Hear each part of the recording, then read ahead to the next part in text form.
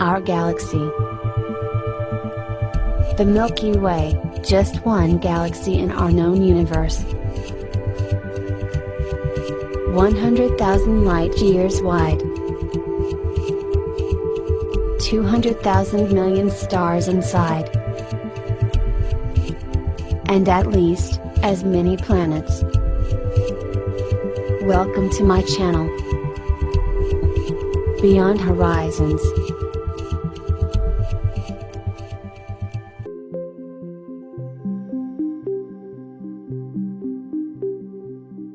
Welcome to my Beyond Horizons program. I have decided to launch a new chapter due to the current situation, due to the censorship of YouTube. From this moment, I will use the word bug to refer to this world problem, which is already well known to all of us. Thousands of theories run the web, from conspiracies to biological weapons, the World War III, or that the Earth is warning us, and that this bug is something of the aliens. Well, I'm not here to talk about all this. It is my 4th week in quarantine, and this has paralyzed me immediately, to observe my surroundings. What I sense for sure is that the world as we knew it has expired. It is not my intention to alarm or scare anyone, and what I want to expose, are just my reflections of the world in which we will wake up soon. Despite our mistakes, we are an intelligent and technological species with an enormous capacity for adaptation. Although it is true that we are going to face an unprecedented economic recession, life will continue, this bug will not kill us, and we will survive.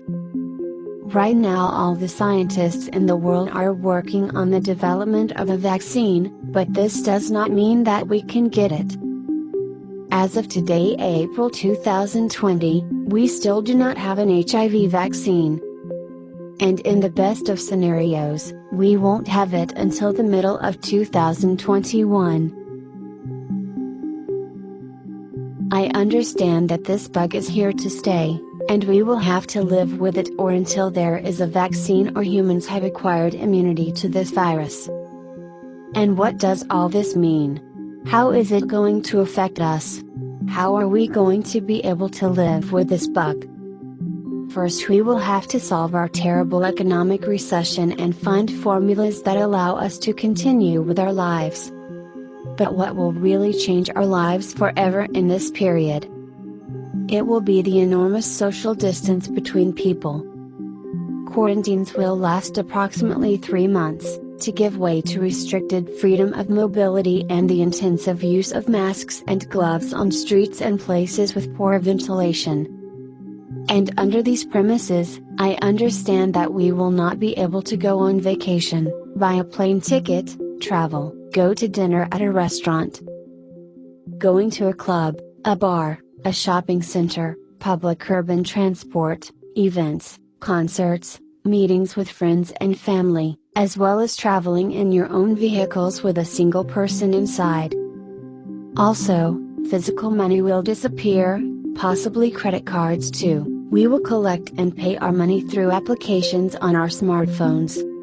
All this indicates to me that all these businesses cannot survive in a short period of time. Everything that is perceptible to be infected by this bug, or any other new one to possibly come, will be eradicated.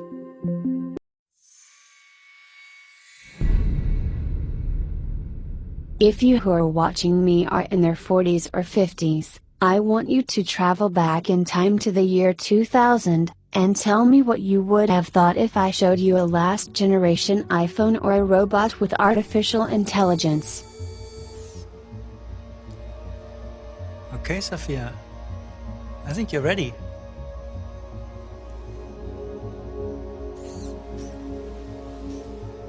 Hello.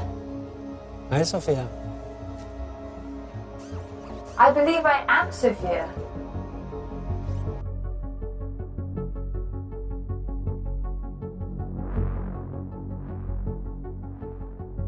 From now on, we are going to witness an unprecedented technological revolution. Today we live in a globalized and network-dependent world. We have 5G and quantum computers at our reach. And this bug is going to drive us to create new work systems and socialization.